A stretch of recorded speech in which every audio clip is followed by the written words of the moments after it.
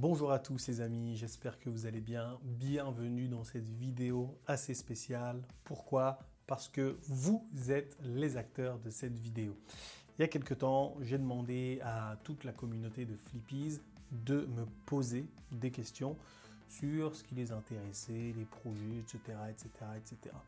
J'ai pris quelques questions ici. La première question vient de Lala Souad Daoudi. Bonjour, ma question est la suivante. Comment, en tant que prof, peut-on gérer le stress et l'angoisse de quelques élèves en cette rentrée scolaire? Merci de répondre à ma question. Le stress et l'angoisse, c'est quelque chose de tout à fait normal. Même moi, à chaque rentrée, je ressens quand même un petit stress. Est-ce que je vais avoir un élève qui va me casser la tête? Est-ce que je vais avoir des parasites? Est-ce que je vais avoir un cours de B1 avec des gens qui n'ont même pas le A1? Bref, moi aussi, je me pose tout un tas de questions. Déjà, moi, ce qui m'aide, c'est pas ta question, hein, je sais, mais ce qui m'aide déjà à déstresser, c'est de dire tout de suite, bon, je suis un peu stressé, c'est le premier jour et tout. Et ça m'aide déjà de dire tout de suite ce que je ressens. Après, pour tes élèves, il y a une chose qui est indispensable à faire à tous les premiers cours, que ce soit de FLE ou autre chose, avec des élèves entre eux qui ne se connaissent pas, notamment quand tu as des timides et tout, c'est vraiment utile de faire ça, ce que je vais te dire là. Ça s'appelle des brise-glace. Tu vois ce que je veux dire? Brise-glace, ça sert à casser la glace. Il en existe plusieurs. Tu peux te renseigner. Hein. Je vais peut-être te faire même une vidéo sur voilà, les meilleurs brise-glace à faire. Mais je vais te donner quelques exemples qui vont faire en sorte que tes apprenants auront plus confiance en eux. Tu vois ce que je veux dire? Donc là, par exemple, c'est le premier cours. Personne ne sait parler français. Tu te présentes, tu vois. Je m'appelle, tac, tu mets ton prénom. Ok. Je suis, tu mets ta nationalité. Par exemple, je m'appelle Abdou, je suis français. Ok. Tu n'as que ces deux questions-là et ces deux réponses-là. Ce que tu vas faire, en fait, c'est de dire à tes élèves, mettez-vous par deux, l'un face à l'autre. Tu peux le faire tout à fait avec des gens debout, tu vois. Mettez-vous debout, l'un face à l'autre, et répondez, enfin, posez ces questions. Comment tu t'appelles? Et où est-ce que tu habites, où habites-tu, quelle est ta nationalité, etc. Bref, tu as un élève face à un autre, il lui dit bonjour, comment tu t'appelles? Donc, même s'il est timide, etc., il n'y a pas énormément de gens qui l'observent vu que tout le monde fait la même chose. Donc comme ça, il a une question et ensuite il en a une autre. Tu vois, comment tu t'appelles? Quelle est ta nationalité? Je suis français, je suis espagnol, etc. Ensuite, la personne qui a les questions, va devoir répondre à la question que l'autre personne en face de lui posera. Okay, et ensuite, elle va se décaler, elle va avoir une autre personne en face d'elle. Elle va se décaler, elle va avoir une autre personne en face d'elle. Ok?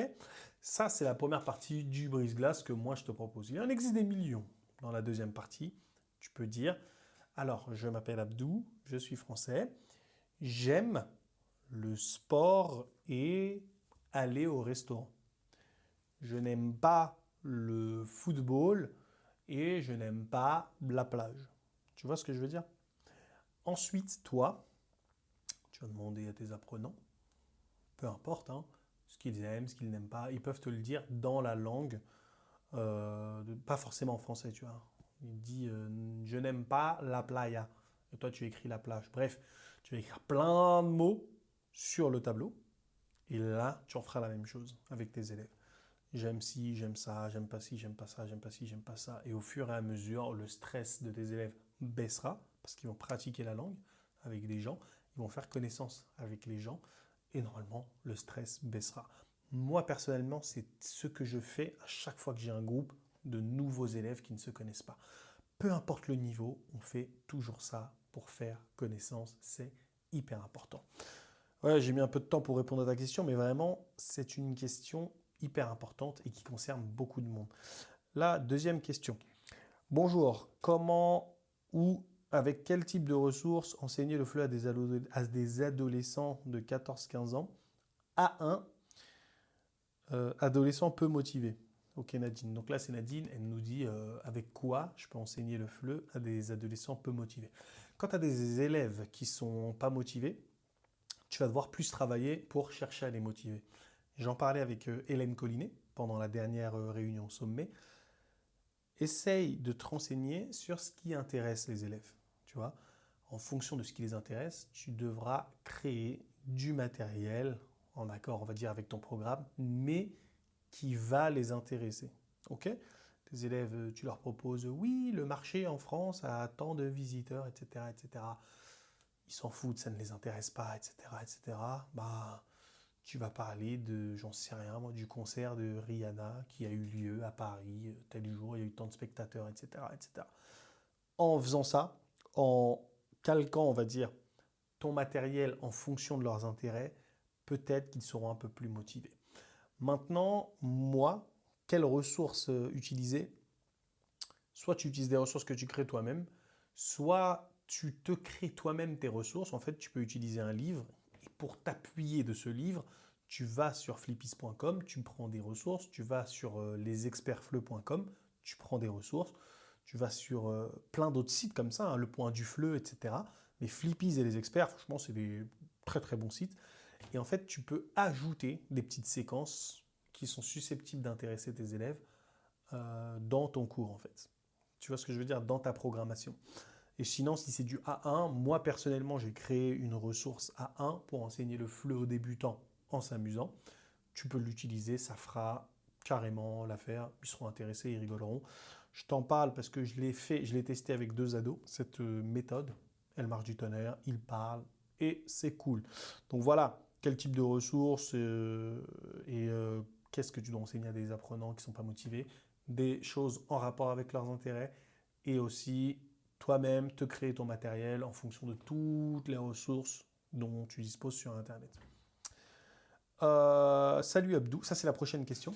Salut Abdou, merci pour toutes tes ressources. Ma question est simple. Comment motiver les élèves à parler français entre eux quand ils partagent tous la même langue maternelle? Existe-t-il des jeux engageants qui les forcent à parler français ou d'autres activités? Merci Sophie. Ça, c'est Sophie qui me pose cette question. C'est une excellente question parce que quand, par exemple, dans mon cours à moi personnellement, j'ai un temps mort, ou quand un élève bute, tu vois, il n'arrive pas à s'exprimer, le réflexe qu'il a direct, c'est de parler dans sa langue maternelle. C'est pas une fatalité, c'est tout à fait normal. C'est que des fois, on n'a pas le temps de perdre, on n'a pas le temps, on n'a pas de temps à perdre plutôt. Et du coup, on va parler directement pour faire passer le message. Pour faire passer le message. Moi, ce que je te propose, en fait, c'est d'utiliser des brouillons, tu vois, des brouillons de structure. Par exemple, tu as celui-là pour parler de sa ville au présent, au passé et au futur. Tu distribues ça ou quelque chose comme ça à tes élèves et là, en fait, ils n'auront pas d'autre choix que de parler français. Tu vois ce que je veux dire? Dans ma ville, il y a, etc., etc., etc. Maintenant, ça, c'est une activité que moi, personnellement, je te propose. Mais quand tu as un niveau un peu plus avancé, tu peux leur proposer des choses avec une sorte de des sortes de phrases pas terminées, comme un speed dating en fait, et tes élèves devront discuter entre eux en français. Normalement, ils y arriveront, mais pour qu'ils y arrivent, il y a tout un tas de choses à mettre en place avant. Par exemple, dans la ressource qui parle de voyage, tu vois, elle est tout à fait disponible, hein, téléchargeable sur flippis.com. Je vais vous montrer ça tout de suite. Tu vois, en fait, pour les faire parler en fait sur un sujet, voilà, entre eux, ce que tu peux faire déjà, c'est utiliser ça. Ça, c'est le thème du voyage, hein. Si tu as une unité sur le voyage, c'est parfait. Mais si tu parles de nourriture et d'un coup d'un seul, tu passes au voyage, c'est pas top. Mais ça, là, en fait, c'est le truc parfait que tu peux faire. Là, en fait, tu as les différents voyageurs. On va te présenter différents voyageurs qui vont parler de leur façon de voyager. Par exemple, je suis un baroudeur, j'aime voyager avec mon sac à dos sur moi, je visite des villes, etc., etc. Tu vas devoir trouver qui c'est ici. Ensuite, tu as des questions en rapport avec le texte et encore des questions en rapport avec le texte. Ensuite, tu as des questions sur le vocabulaire, une compréhension orale.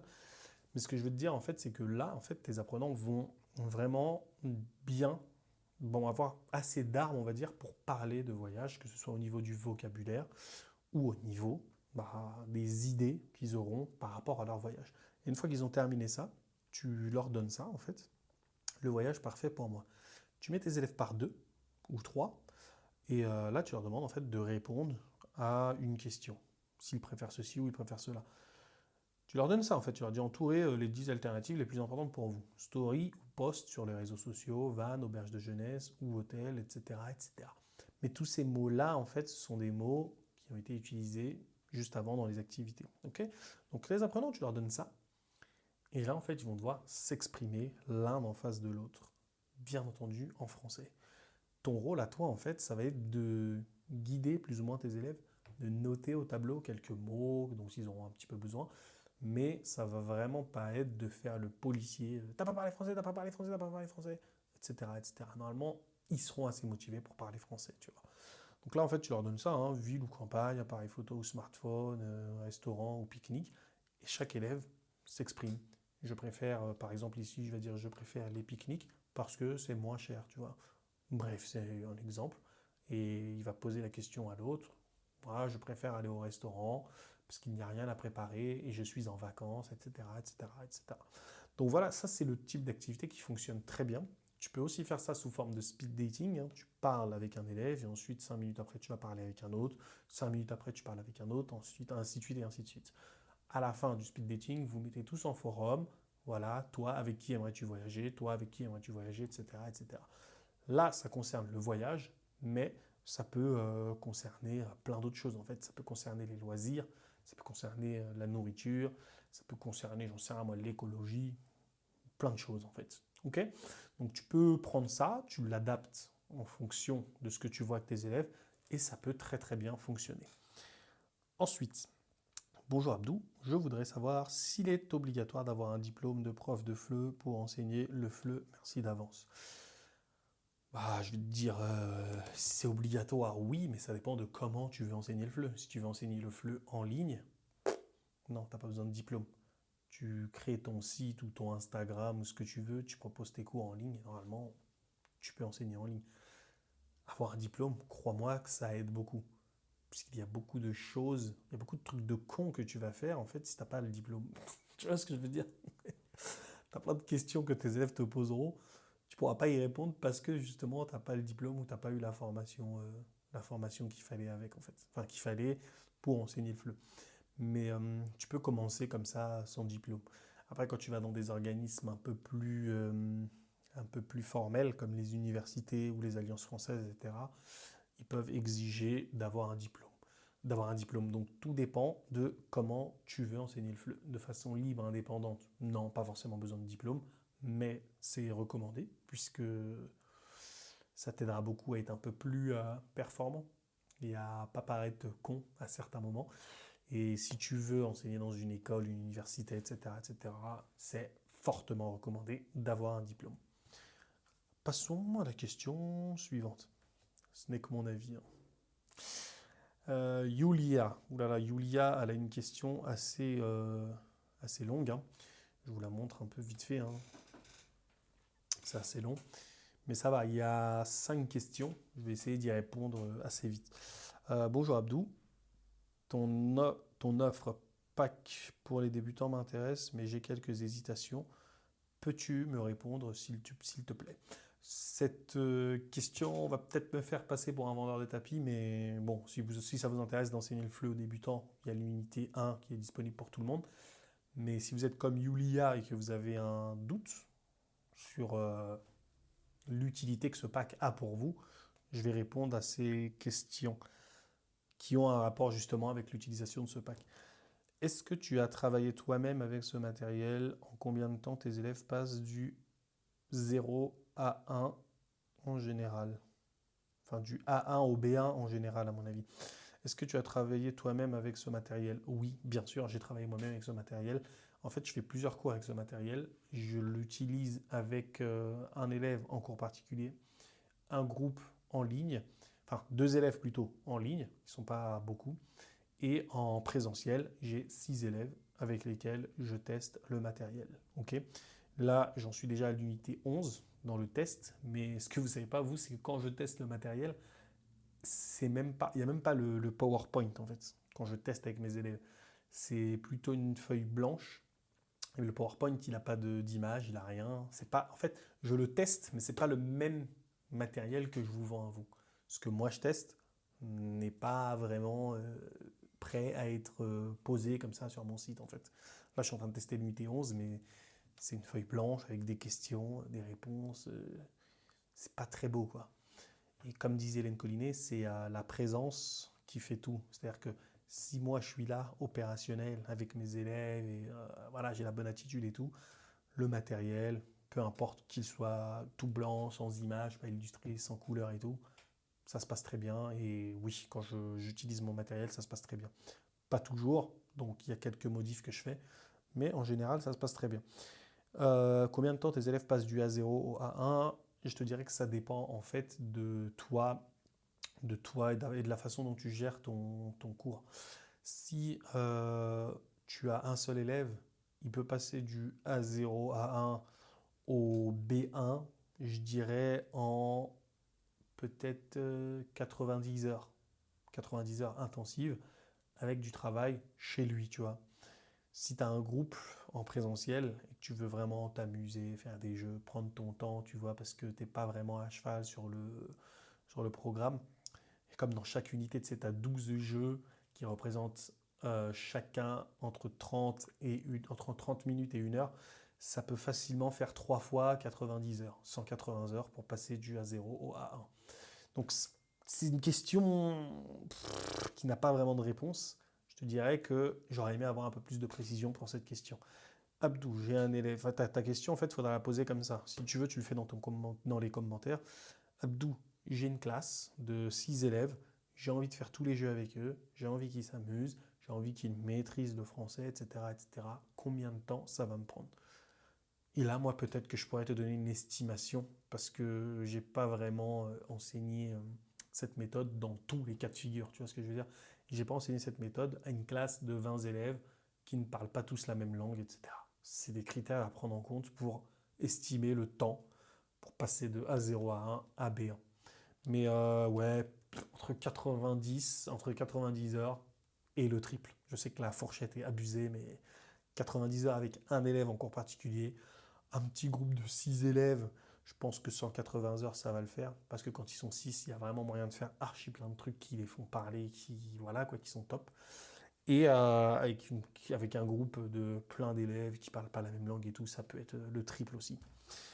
Est-ce que les leçons de vocabulaire, est-ce que les leçons prévoient la révision du vocabulaire? Bien sûr, dans chaque unité, admettons tu as l'unité sur le voyage, tu as un point de vocabulaire en fait. Là, tu as vu, on a vu, qu'est-ce qu'on a vu? Là, regarde. Là, par exemple, tu as les différents voyageurs, tu as le voyage de Julia et Philippe, le voyage parfait pour moi. Du coup, c'est possible en fait que dans cette leçon de vocabulaire, hein, dans cette unité, enfin, ouais, il y a une séquence en fait de vocabulaire dans cette unité, tu en as deux. Dans chaque unité, tu as deux séquences de vocabulaire, c'est ce que je voulais te dire. Et tu as par exemple les endroits, auberge de jeunesse, hôtel, etc., etc. Tu as les personnes, voyagistes, passagers, etc., etc., les objets, la valise, le cadenas, un truc. Dans chaque leçon, tu as du vocabulaire, tu as des jeux pour travailler le vocabulaire et tu as aussi plein d'exercices pour mettre en pratique le vocabulaire que tu as vu. Donc oui, il y a du vocabulaire. Est-ce que tu proposes des tests à la fin des unités ou autre chose pour visualiser les progrès? Oui, je propose des tests à la fin des unités pour visualiser les progrès. Je ne sais pas ce que ça veut dire, mais je propose des tests à la fin. Ça s'appelle le point final et ça reprend tout ce que les élèves ont vu durant toute l'unité. Ce point final-là, il se compose de 2 à 4 pages. Ça dépend de tout ce qu'on a vu en fait. Quand il y a des points de grammaire, par exemple la conjugaison de verbes, etc., ça prend beaucoup de place. Mais ouais, bien le point final, visualiser les progrès, je ne sais pas ce que c'est, mais si ce que tu veux dire c'est, je sais pas moi, donner une note ou voir s'ils ont tout compris ou pas, ce sera tout à fait possible avec le point final. Pour diviser chaque unité, en combien de cours de 60 minutes peut-on diviser chaque unité? Alors là, j'en ai aucune idée parce que moi, je ne donne pas des cours de 60 minutes, je donne des cours d'1 heure et demie, voire 2 heures. Euh, il y a en fait, les unités, moi, en fait, dans les unités, on va dire que tu as entre 15 et 20 séquences, tu vois ce que je veux dire? Et il y a des cours où en 1 heure et demie, je fais 2 séquences, et tu as d'autres cours en 1 heure et demie, je peux t'en faire 4 séquences. Je pourrais pas répondre à cette question parce que je te dirais des conneries. Combien de cours de 60 minutes peut-on diviser chaque unité? Moi, je sais qu'une unité, je peux la faire en 15 heures ou en 9 heures. Entre 9 et 15 heures, ça dépend du nombre d'élèves que j'ai et de ce que je veux travailler vraiment avec eux. Ça dépend. Ça dépend. Est-ce adaptable pour les cours 1-1? Je n'ai pas de groupe pour le moment. Oui, pour les cours particuliers, oui, c'est vraiment adaptable. Et je dirais que c'est vraiment top parce que là, vraiment, tu auras vraiment de quoi faire parler ton élève et de quoi faire en sorte qu'il s'amuse. Voilà pour les 5 questions de Yulia. La liste est un peu grande, mais je te remercie pour ton travail, Abdou. À bientôt, Yulia. Mais de rien, Yulia, c'est tout à fait normal. Si vous avez d'autres questions sur la méthode pour enseigner le FLE aux débutants en s'amusant, je serai très content d'y répondre. Comment augmenter le temps de production orale, expression, interaction et médiation avec des apprenants lors d'un cours A1.1? Comment augmenter le temps de production orale? En fait, quand tu me poses cette question-là, moi je ne sais pas si tu as un temps dédié à la compréhension orale, à la compréhension écrite, à la production orale et la production écrite. Mais si t'as pas, si c'est ça déjà, si tu as un temps dédié à la compréhension orale, compréhension écrite, bah ça tu le fais pas, tu leur demandes de le faire chez eux et tu fais de la production orale. Maintenant, comment faire ça? Tu as un milliard d'activités que tu peux faire pour de la production orale avec des A1. Ce que j'ai montré là en début de vidéo, le truc de la ville, là, tu peux l'utiliser, mais à toutes les sauces. Tu vois ce que je veux dire? Une sorte de brouillon de je prends cet élément-là, je prends cet élément-là, je prends cet élément-là pour les faire parler. Je peux aussi même te montrer une ressource pour le transport, hein. Tu vois le jeu du transport, il est vraiment top. Attends. Tu vois là par exemple, on est sur philippis.com, tu as le jeu du transport. Par exemple, tu veux augmenter la production orale, tu demandes à tes apprenants là de mettre un nom sous ces moyens de transport. Et là, en fait, tu as plein d'éléments qui vont les aider à faire leur production orale, tu vois. Admettons, là, tu as les prépositions, etc. Et quel est ton moyen de transport? Tes élèves vont choisir un moyen de transport. Tu sais, les moyens de transport qui sont là, tu peux les découper, tes élèves en choisissent un, ou dans leur tête, ou tu peux les découper, bref, tu choisis. Et pour essayer de deviner le moyen de transport, tes élèves doivent poser des questions, tu vois. Et comment poser la question, en fait, c'est ici, hein. Est-ce qu'on doit aller aux toilettes? Non, ou est-ce qu'on peut aller aux toilettes, par exemple?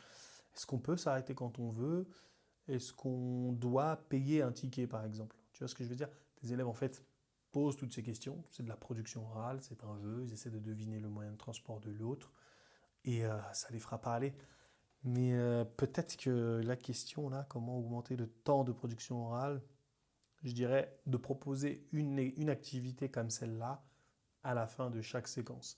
Et à la fin de chaque point de grammaire, tu proposes un petit jeu pour de la production orale. Par exemple, là, tu as le jeu de l'impératif. Pour faire le jeu de l'impératif, hein, c'est la même chose, tu vois.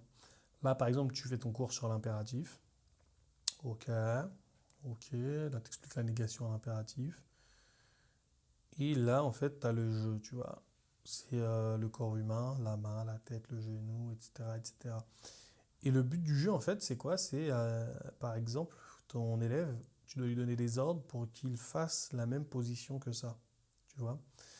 Tu lui dis lève le bras gauche, lève le bras droit, lève la jambe droite et lève le pied droit, tu vois. En fait, ça, c'est de la production orale, mais qui fera travailler tes élèves. Ils doivent faire toutes ces positions-là en recevant des ordres à l'impératif. C'est pour l'impératif, mais ça peut être pour aussi toute autre sorte de grammaire. Si c'est de la négation, tu peux faire le jeu de la négation inversée. Par exemple, tu demandes à chacun de tes élèves d'écrire une négation sur un papier. Par exemple, je ne mange pas. Et ce qu'ils ont écrit sur leur papier, ils doivent le faire dire par un élève qui est en face d'eux. Par exemple, il a écrit je ne mange pas. L'élève, là, moi, je dois lui dire tu manges. L'élève doit me répondre je ne mange pas. Tu peux aussi faire ça si c'est du passé composé. Tu dis je n'ai pas mangé. Et ton élève dit dit tu as mangé et l'autre doit répondre je n'ai pas mangé. Je ne sais pas si tu as capté. Après chaque point de grammaire, tu peux proposer un petit jeu pour les faire parler.